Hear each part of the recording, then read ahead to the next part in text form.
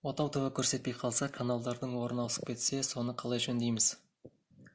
Енді бұл сабақта мен сіздерге спутниктік отаудың Strong 7520 деген модельді тюнерінде көрсететін боламын. Енді бұл тюнердің өзінің родной пульті жоқ болғандықтан, мынандай универсальный пультпен настройкасын жасайтын боламыз.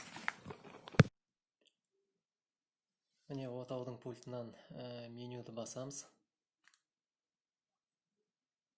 Персонализация дегенге окейді басамыз.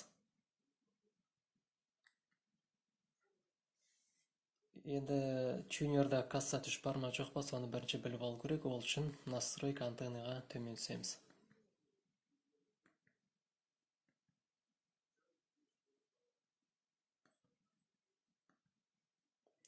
Настройка антеннаға окейді басамыз. Пароль 40, 0-ді 4 рет басамыз.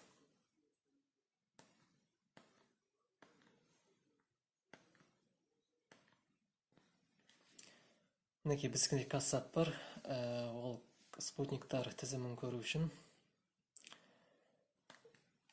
мінекей оңға қарай жылжытамыз. Мінекей Intelsat кассат, мінекей демек бізде кассат 3 бар.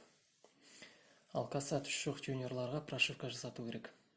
Кассат 3 барлар ары қарай мына Exit кнопкасын басамыз.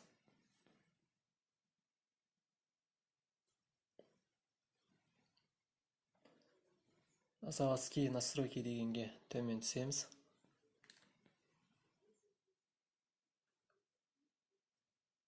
Заводские настройкаға окейді басамыз.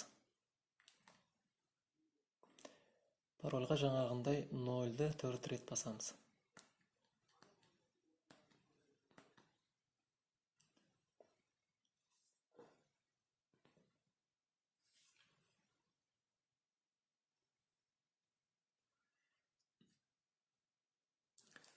Үстіп загрузкасы біткенше күтеміз.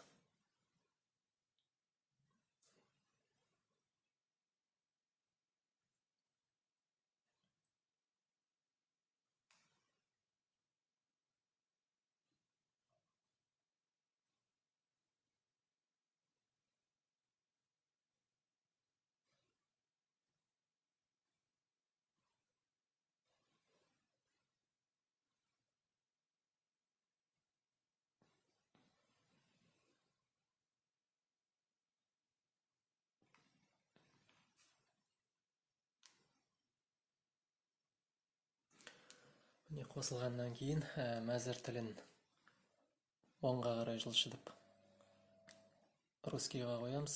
Регионға әркім өзінің облысын таңдайды. Онда мінекей сол оңға қарай жылжытып таңдаймыз. Формат экрананы автоға қоямыз.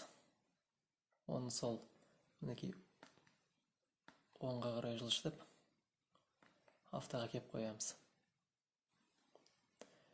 Әр қарай өту үшін пульттан далиеге көкті басамыз. Енді спутникқа кассат 3-ті таңдаймыз. Ол үшін оңға қарай жылжытамыз.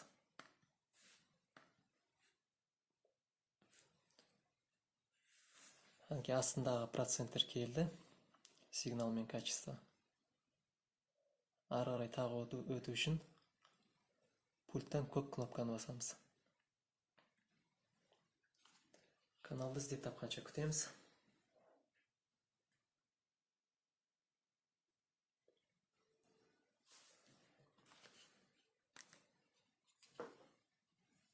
Мінекей каналдардың настройкасы жасалынды.